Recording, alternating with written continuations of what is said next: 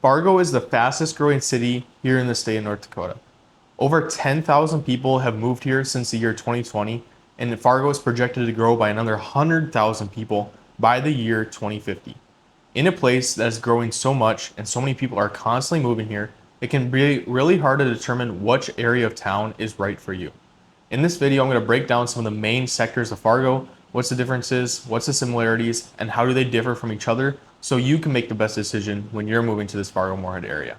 I'll be going over the differences between North Fargo, South Fargo, West Fargo, Moorhead, and downtown Fargo.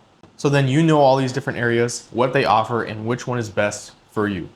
I'm Sykora, your Fargo real estate agent, and if you're considering moving to this booming area of the Fargo-Moorhead Metro, you can check out my free relocation guide to relocating to this Fargo-Moorhead area in the top link in the description below. I go over the different schools, the different areas in even more depth, different jobs, housing prices, and everything you need to know before you actually move to this area. So let's jump right into this video, breaking down some of the sectors of this Fargo-Moorhead Metro, how they differ from each other, and how they're unique to each other. First up is what I think is actually one of the most underrated areas in this Fargo-Moorhead area, and that is North Fargo. North Fargo is historically older. The homes here are built from like 1900 to 1950, so they're older homes. They have more character in these homes, and the good thing about North Fargo is of how many trees there are in North Fargo. If you go to North Fargo, you'll see trees on both sides of the streets. The streets are going to be wider up in North Fargo. They're going to be bigger lots and sometimes bigger houses, which you don't really find in South Fargo or West Fargo, just based off the trees. There's a lot of nature up there, of course. There's a lot of parks. There's a lot of areas to go out and enjoy life. But you also got to think North Fargo is way up there by NDSU and even going past that to Trollwood and that sort of area. So it does take a little bit longer of a drive depending on where you need to go in the Fargo-Moorhead area to get down to like 32nd or 52nd.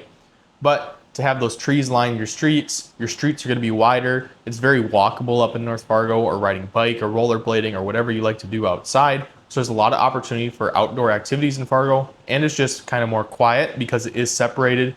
And North Fargo historically has older people too, with the median age of a person that lives in North Fargo to be about 37 and a half. So you have a mix of people that are a little bit older living in North Fargo who've maybe lived in Fargo for a long time. Then you also do have NDSU up in North Fargo, so there's a lot of students around there. There's a lot of buzz and activities with obviously the Fargo Dome being there, the football team, all the concerts, the shows that Fargo Dome does have. But North Fargo is a really underrated place, I think, to live here in this area, and offers a lot for people looking for a more quiet area, trees in your streets, bigger yards with bigger lots, bigger roads, and really walkable, and really a lot to do in nature and do outside. There is stuff to do in nature and outside in all of these neighborhoods of Fargo and in Moorhead, but North Fargo, again, just has those trees and the historic charm of the homes that other places in Fargo won't have. Next, I'm going to hop over to one of the fastest growing areas here in the Fargo-Moorhead area and where everybody seems to be moving to, and that is West Fargo. The West Fargo public school system has nearly doubled since the 1990s, now serving almost 13,000 students. In an area like this, there's a lot of growth, and with that, there's a lot of new construction houses, new communities, new apartment buildings, and a ton of new things being built all the time.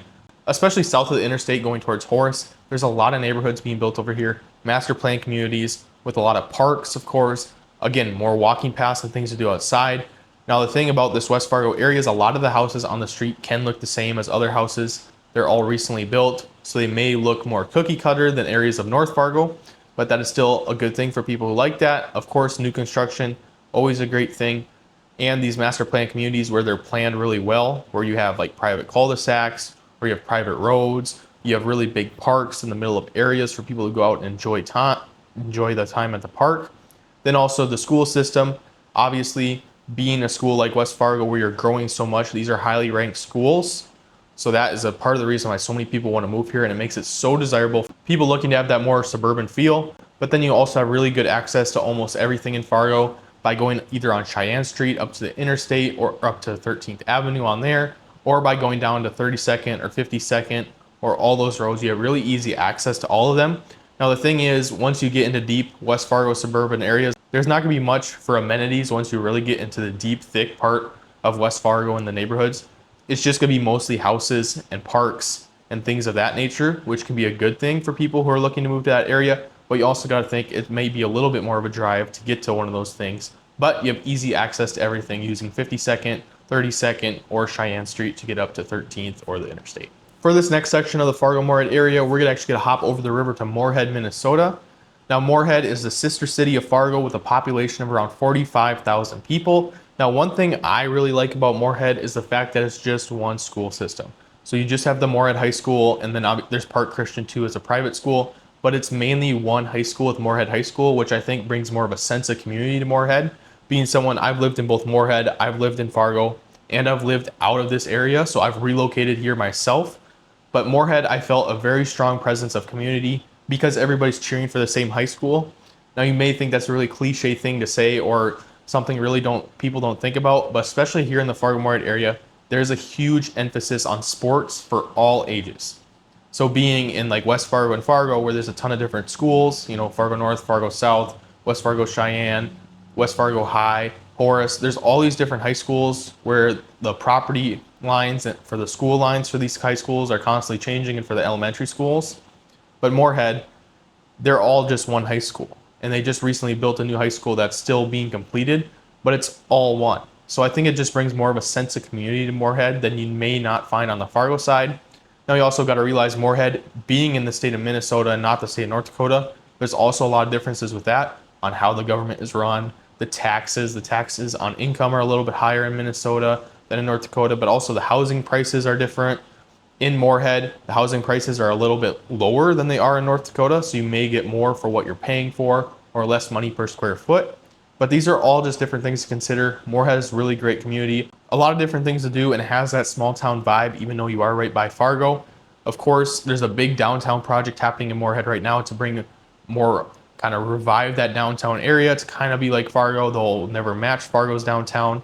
Moorhead is a college town too, with MSUM and Concordia right by each other over there in central Moorhead. But there's a lot of stuff to do in Moorhead. You're really close to Fargo, which is a major plus, but I think one of the biggest things about Moorhead is that sense of community you do have, all being under one high school, even though that doesn't seem like that much of a difference compared to Fargo. Next, we're going to transition right into downtown Fargo. I talked about it slightly when I talked about Moorhead downtown, but downtown Fargo is one of the most unique things about this Fargo-Moorhead area and what makes it so desirable for so many different diverse types of people. Fargo downtown is a hub for local businesses, art, food, and nightlife, and it's highly walkable and offers a unique mix of old brick buildings, historic lofts, and modern condos. And it's great for people who want to live in a downtown like that, but maybe they don't want to live in a downtown like Minneapolis, that's too much people, but they don't want to live in somewhere suburban. So a lot of people will choose to live in downtown in a condo or apartment or something like that. But it makes it really unique to this area where there's no other city really in the state of North Dakota that has a downtown like Fargo's. There's so many different nightlife things to do, events to do downtown. There's a street fair happening right now, or there's also farmers markets and things like that. So there's so many different diverse events that makes it a great place to be. That's always moving. There's always something happening in downtown Fargo, but it is also unique to where if you wanted to live in a suburban area, you can live in West Fargo, but you still have easy access to downtown Fargo just by a 15 to 20 minute drive.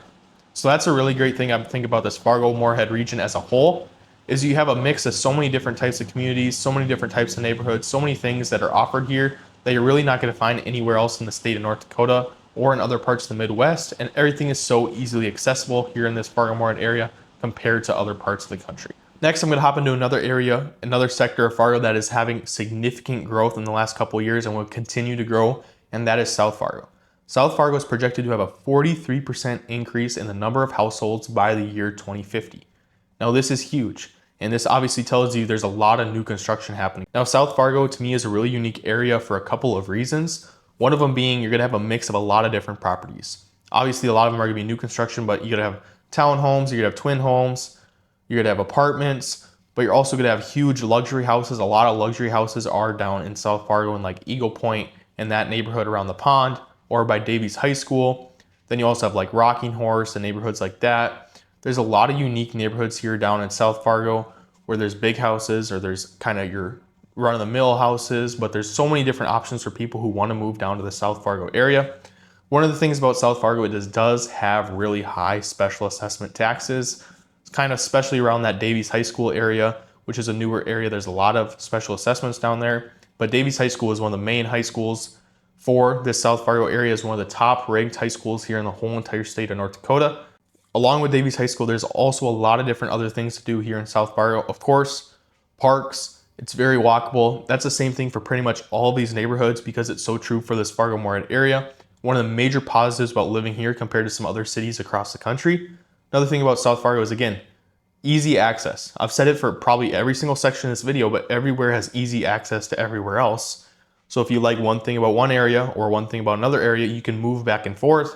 You can drive there, you can walk there. One of the best things about living in this Fargo-Moorhead area, like I already talked about, but South Fargo has excellent access to shops, medical facilities, different restaurants. Just by taking university, you can take university, go all the way up to literally NDSU, and you can go all the way down to the south part of South Fargo by Davies High School. So there's really easy access that way. Of course, right now the road construction in Fargo is not the greatest, as everybody I'm sure knows. A lot of roads are cutting down to one lane, or the interstate university right now cuts down to one lane. So it's just one thing to consider. Of course, you're going to give up your winter driving in the winter for new construction and construction season in the summer, but that's something to consider. That's for all areas of Fargo, not just for South Fargo. And South Fargo is one of the rapidly growing areas here in the state of North Dakota and in the Fargo-Moorhead area as a whole. And it's great for those who want to have those modern finished houses, a suburban feel, also with that close proximity to other new construction builds, to retail, and to great schools. This video was a little breakdown of all the different sections of Fargo, what they have to offer, and some of the things that make them unique. If you're considering making a move to this Fargo-Moorhead area, I'm Sykora, your Fargo real estate agent. You can check out all my information through the link in the description below, and make sure you download a copy of my relocation guide to this Fargo-Moorhead area. Thanks for watching this video.